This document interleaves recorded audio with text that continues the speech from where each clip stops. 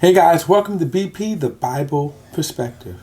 The execution of Nathaniel Woods prompted me to ask a question that was posed many decades ago. Is it still safe to murder Negroes? Now, before we get into it, please like and share this video and subscribe to BP, the Bible Perspective. And as always, if you have a thought or a comment, add it in the comment section below. As always, all comments are welcome.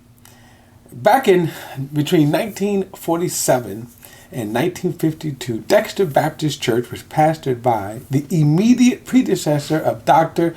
Martin Luther King, Vernon Johns. And he preached a very provocative sermon in which he titled, "It's Safe to Murder Negroes." Well, I want to ask the question in a different way. I want to say, is it still safe in 2020 to murder Negroes? I ask this because just March 4th, I believe, they executed Nathaniel Woods.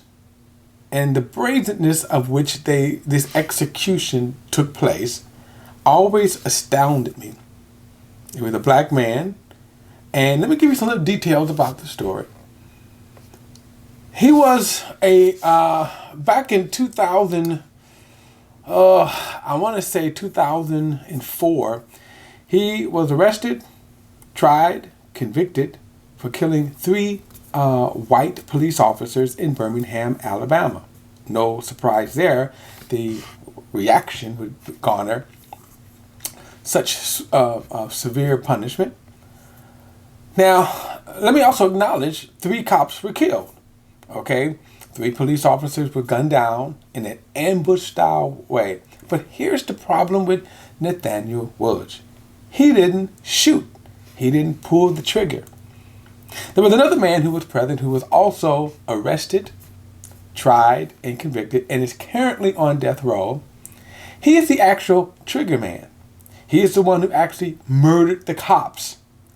And yet, he also said that Nathaniel Woods had nothing to do with it, that it was a spur-of-the-moment thing. When the cops showed up to serve a warrant, that this man said he just snapped and opened fire. He admitted that. And yet, with all of that, the state's Alabama prosecutors, and even going all the way up to the Supreme Court, the governor of Alabama, then the Supreme Court, refused to say, we need to take a look at this. My question is, why? Why wouldn't you, in the name of justice, say, why should we execute a person who the killer himself said had nothing to do with it? And it has to me to do with sometimes the mindset of racism that we are still dealing with.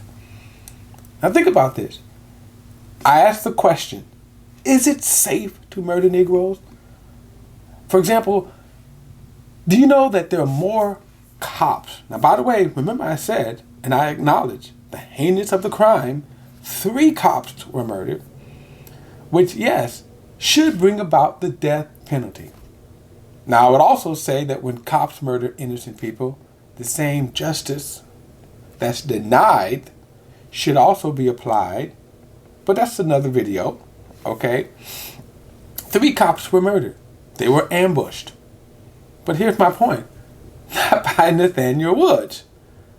So why was the prosecutor so zealous, so bent on murdering him? And here's another thing. Just keep this in mind, you all. That the person who actually admitted to killing, who pulled the trigger, and these are the facts that are not even in dispute, is still alive. Okay? Now, he's probably going to be executed. We don't know when. But yes, his day is no doubt going to come. But it comes back to this. Why did they execute Nathaniel Woods for it when he said, hey, he had nothing to do with it? Now,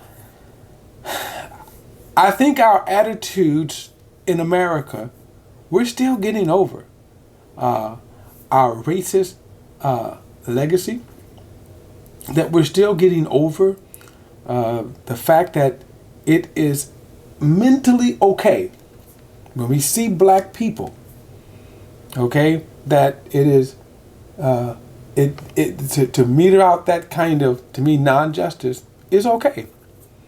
Now let's contrast this, for example.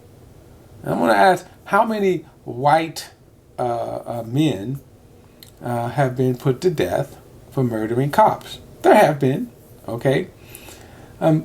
Keep this in mind.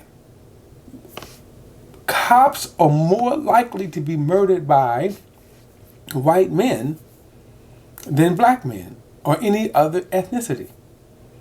Now you may say, well, that's due to numbers. Okay, I might give you that. But also keep this in mind. Remember a few years ago when the Clive Bundy group, they were held up on a ranch, I think in northern Nevada? There were people who came who didn't even know Clive Bundy. They came armed. Now these people pointed their guns at the police, threatened the police. They wasn't gunned down. In fact, I don't even think they were even arrested. Why not? Here's my point. Why was it so that it was so easy to execute this man when at the very least justice should have said, let's take a look at it. See, I'm under the naive impression that our law is supposed to protect the innocent. Why? Because remember, our Constitution tells us that we have a constitutional right of life, liberty, and happiness. Now, of course, America has, as Martin Luther King says that everybody always loved to quote Martin Luther King. They never quote him on the stuff that when he really charged America with the hypocrisy and the lies. And one of them is, he said it was a bounce check. This life, liberty, and the pursuit of happiness, when it came to Negroes, America bounced the check.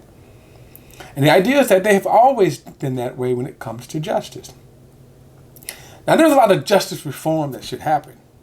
For example, when the prosecutor makes a mistake, when the prosecutor says, hey, when evidence comes out that they were wrong, they are still slow to right the wrong. The prosecutors themselves. Sometimes it takes years. In this case, time ran out. And my thing is, what's most disturbing is that why did Nathaniel Woods have to die since he didn't kill the cops? Let's say this, even if you wanted to say, well, he was there, maybe he was a part of the conspiracy, even though the actual killer says he had nothing to do with it at all. He said that cops showed up, he snapped, and he gunned down the cops. So the point is that even if you wanted to say you were there, you were involved, why did you have to execute him? At the very least, life in prison. And my point is, and if you had questions, and this is always the thing that bothers me the most about our justice system, and I pray that I don't fall on that side of the justice system. Because look what happens when people who have no recourse, in other words, those prosecutors, okay, they have no recourse for that. That judge has no recourse. By the way, the Supreme Court, and even Clarence Thomas, no surprise here, but the one surprise was he was the one that voted to cause the stay of the execution. But then a couple hours later, he changed his mind. No surprise there. The only recourse that probably you can get is that governor, because she refused. She could have stayed. And by the way, guess what, Governor? A lot of black voters there. You should have looked at the last election. If I was the electorate down in Alabama, I would remember her for that. But here's my point. Why was it so important to execute this man? Watch this. When there were questions about whether or not does he deserve to die. My point is, I'm not even saying that whether or not if he deserves jail time. I'm saying that he deserved to die. And why was it so easy to execute him? So my question is it still safe to murder, to murder Negroes in America today? That's my perspective. As always, like and share this video and subscribe to BP, the Bible Perspective. Till next time, see you then.